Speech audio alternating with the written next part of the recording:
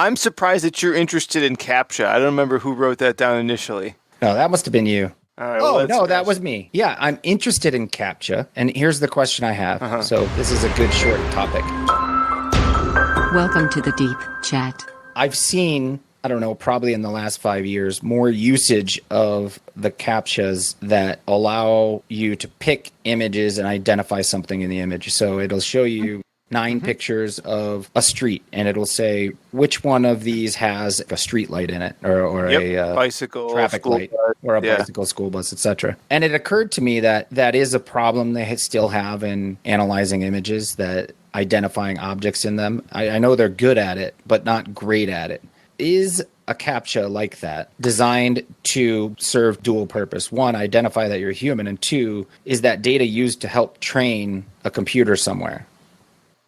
Yeah, so humility aside, I know everything I need to know about the technical side of this, but I don't really necessarily know about the actual implementation rollout, so some of what I'll say is speculative. The original OG CAPTCHA, where you'd have letters and weird wavy lines through it, that was definitely being used. That started as a security feature, right? And that's sort of my central thesis. CAPTCHA really just is a security feature. There was a time when they were asking you to verify one thing and then train for the other. And that showed up very early in the CAPTCHA lifecycle as this kind of way of getting some free labor, essentially, to build a training data set. But I don't know that that part of the practice has gone on to be a big focus of it. It could have, but I know you get very noisy training data that way. So I don't know that the most advanced practitioners would still make good use of that as a channel. I think it's mostly a security feature at this point. Well, wouldn't it be a ground truth, though? Because the computer clearly knows which images have stop signs or stoplights or bicycles in them. And you can use that as a training set, couldn't you? You can. Do you need to? So a couple of things. One is this a school bus is basically a solved problem. Doesn't mean we have self-driving cars or we can have them tomorrow. That's a much more bigger problem. But is there a school bus in this picture? Machines are at or above human level accuracy on that. There's not much more we can expect from them. What we might get into, is this school bus about to turn left? That would be a very useful question, but not one you could necessarily do with a CAPTCHA or even rely on, because that's like a more cutting-edge type of computer vision problem. Is it a school bus is solved? The other problem is this is used for a security feature, so at the end of the day, there's always a fairly high noise threshold. Not everyone is an honest agent trying to give you good data, and I think that noise threshold might be higher than what's presently useful for computer vision researchers. Well, wouldn't they just throw out the ones they know are noise that are wrong? Well, how do you know they're wrong? If you had the ground truth already, you would need the label. Yeah, that's true. So if you have the ground truth, why would you bother training the machine against bad stuff? Now, I've read a fair amount of papers about how to do crowdsourcing stuff like this, where if you can identify a consistent person, you can test them and measure them against their peers and say this person's reliable, and, kind of like really cool stuff like that can be done. I don't believe much of that is being done. Well, I think you've just ruined my thesis on whether or not they're used, because I never thought of it that way, that you already have the ground truth. So you don't need more ground truth. So what you're really testing is something else. You're testing security and people's ability, potentially measuring people's ability to be correct, but you don't know if it's a computer or a machine or some hacking attempt. So it's kind of worthless. There's no control. Yeah, there's some, if you trust that the majority of people are well-intentioned. That's why the credit system works. If you think about it, why would anyone pay their credit card bill? It's because we're all kind of good people in good faith doing this, although a small percentage are not. And it's the same thing. It's similar to the monetary system, right? The Bitcoin has value because we all agreed it has value. Yep. We all agreed gold has value. And we all agree that we're trying to access some computer and we're going to act in good faith because we want to access that computer. And so the CAPTCHA's part of that. Okay. Well, I think we beat that one. That's a quick short one, but it is interesting that, and I think the conclusion that I would come to for those who might not know as much about computers is you can suspect that everything you do on the internet in some fashion is being measured, quantified, used in some way. right? You should suspect that. Yeah, yeah, and that was what I suspected with the CAPTCHAs is what can they do with that information other than be a security device?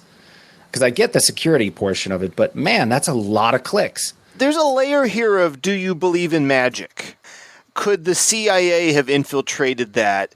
And some kind of way they're able to divine, I don't know, your sexual preference. Because once in a while, there's a male or a female, and they can look at the way your cursor hovers, or, I don't believe any of that. That sounds like nonsense to me, but there's a grain of truth in maybe some very advanced analytical thing that's able to look at short response time stuff. I would need a lot of evidence to convince me of that, but it's plausible. Be a good science fiction story. What you just said made me think of implicit bias tests. Have you ever taken one of those? I have, yes. I'm very unimpressed with them. Yeah, and I was going to ask you, so for me, I mean, I had zero implicit bias. Oh, I had a ton. Did you? And I was upset by it. Sorry, you go your experience, then I'll tell mine. Yeah, that's interesting because I know you and I clearly know that you're not biased. Well, I keep a good front up when I talk to you. Oh, okay. Okay. I took the test thinking, of course, there's going to be some implicit bias. Sure. You feel like I grew up in the suburbs, zero ethnic people, almost none. I think there was one black kid who was in our school for 1 year. There was an Asian woman, and that's about it. I think there was one Hispanic, mixed, but that was it. Mm-hmm. But then I got to, when I was older, one of my greatest mentors is a black man. And then my wife is, half black. So I don't know how that played into it, but I had zero implicit bias. Said you don't have any bias whatsoever. And I was kind of shocked by that. So my experience is anecdotal. I took an online test, which was that a good test? I'm going to tell you no in a moment, but that doesn't necessarily discredit the whole field or anything like that. So I took a test. It said I had pretty significant implicit bias, which I'm open to that, but I was quite surprised by it. So I retook the test and I taped a note card over my monitor so I couldn't see the answers, and I clicked randomly the second time through and got the same score. Then I reached out to the researcher because I also do the show Data Skeptic, and I was thinking of doing a little expose kind of thing on this. I said, hey, I have these questions for you. Some stuff that was not in his paper that I was critical of statistically. And he wrote me back and said, it's all in the paper, one line. And I just kind of dropped it from there because I didn't know that this was the cross I wanted to die on. It seems very plausible as a theory. So what's the harm in it? I don't know. Yeah, plausible as a theory. It does. To me, it seems plausible. Sure. It's not saying you're a jerk. It's saying your exposure through society and through life and images and people, etc., culminate in a bias. And it's like if you get scratched by a bobcat when you're a kid, right? You're going to be afraid of bobcats. Yeah. So that's an implicit bias. It might not be accurate. Or you get bit by a dog when you're a kid, you're scared of dogs. It's not accurate for all dogs, but it's what happened. And our brains are good at tricking us. So it's not to say someone's a horrible person. So let's get that clear. But how do you measure it? And I think that's where you're coming into the problem, right? Is how do you measure it? And in his measurement scheme, it was based upon time, if I'm not mistaken. That's all. How quickly you were able to associate an image with a particular race. Yep. I'm glad you're digging into this. This is a key point. That's the mechanism, right? Right. Do you think that's a plausible mechanism? I don't know. I mean, it seems to make sense because I know that when the brain has a mismatch in information, it takes a little longer to react. When something doesn't fit the picture, I'm looking out my window right now and there's, a hiking trail right out the back. If I saw a clown walking up the trail, it wouldn't match. I'd be like, there's a hiccup in the brain. There's a moment where the brain has to make sense of what it's actually seeing. Yeah. I saw the implicit bias test as trying to measure the amount of hiccup, so to speak. I'm showing you a picture of a gun, and they tell you, we want you to, in this, pick the white man when we show you a negative image, a negative thing, like a picture of a gun. Pick the white man. This is how the test works, right? Mm-hmm. And then later they say, okay, during this one, we want you to pick the black man when there's a negative image. And so the way that I looked at it it's trying to measure if your brain has a hiccup. If your brain can't quickly make the association between one or another, not association, but make the choice, it's your brain trying to make sense of it and do the right thing. Something to that effect. Whew, it's tough. And that the brain hiccup took more time than any variance in your motor reflexes. Right. So there's a natural variance. We're not machines. Right. Where did they place the white man or the black man on the screen? Is it a different place? Is it the top or the bottom, or is it random? I can't remember.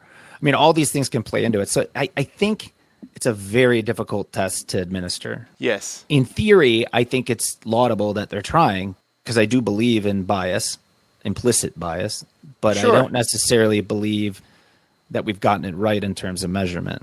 This may not be the mechanism, in my opinion, based on just thinking about how it's purported to work and my experience with it. But the notion that that's there, I think that's a good idea to popularize. I mean, if we think of our lives as movies, right? They're extremely long compared to movies, but break those down into individual frames. We've only had, each as human beings, a pretty limited experience.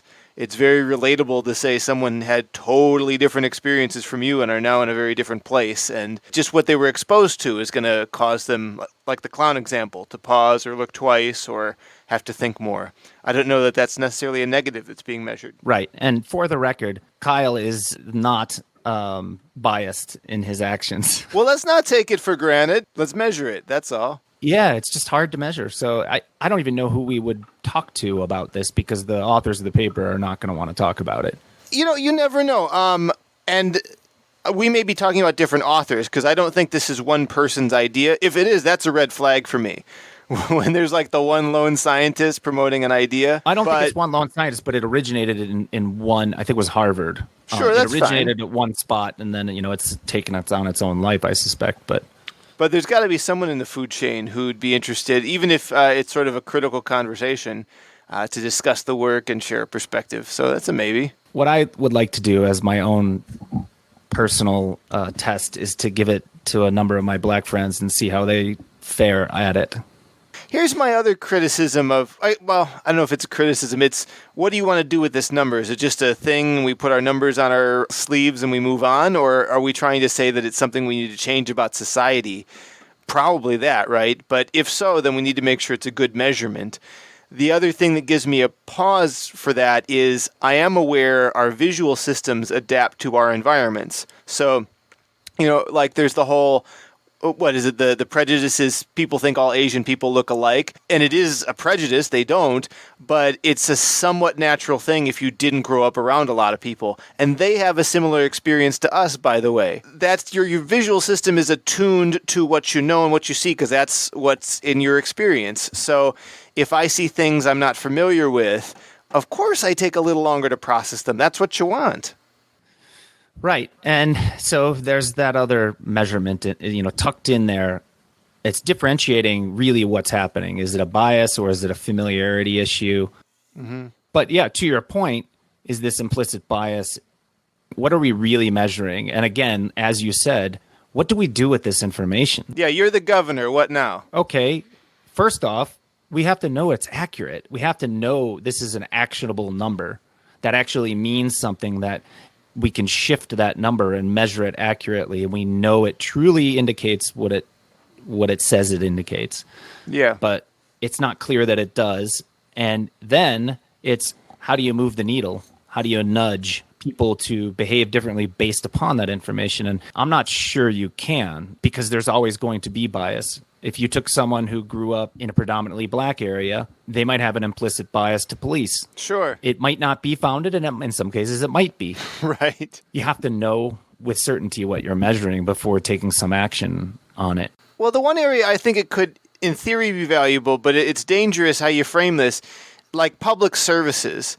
When you deal with literally all, like if you own an upholstery store, you know your clientele, and just like even economically, who gets upholstery work done. So you're exposed to a small subset of the population. But somebody like the DMV, they see literally everybody or close to it. And I can't imagine you could have familiarity with all cultures, all backgrounds, all that kind of stuff, and could have a bias there, or they could prepare you for a bias, or even employees to know that, like, Not just routing for language, but some sort of education program to say that, like, oh no, if a guy comes in here and he's from this country and he's screaming at you, that's his normal voice, and have a procedure to accommodate the beautiful variety of people there are. It opens up a rabbit hole. It also sounds like profiling, so it's dangerous, but right, and assuming, and there's a lot that goes into this. So I think we can wrap up this implicit bias topic by saying we have questions about what you do with the data and how it was measured. How accurate can those numbers be, and what are they really telling you? And we don't know that, and we don't know what the public policy outcome would be, more importantly, to nudge people to have less bias. And in my mind, the only way to nudge people to have less bias is to expose them to more cultures from an early age. And in some cases, that's difficult. In others, it's easy. So I'd be curious if you took 100,000 people in LA and took the implicit bias test and 100,000 people in Kansas City. Yeah. Well, maybe not there. Somewhere that's homogenous. Somewhere totally homogenous versus 100,000 people in LA. What would that look like? What would that, would there be more bias or the same? And I think that would tell you something, right? Well, we're already going in with the assumption that there would be more bias there. And I guess we shouldn't take that for granted. So, we have a problem here in that we have a measuring tool that's been proposed. We should look at it, criticize it, improve it. But now we're going to measure the tool by the tool if we just go to two cities. Where's the ground truth? Well, we don't have ground truth, but it would investigate a hypothesis that if you grew up in a homogenous culture, your exposure to other cultures is going to be more based on media and more, the media, we know what it does. It's based on quite often negativity and fear. And that's a fact. That's pretty much proven with data,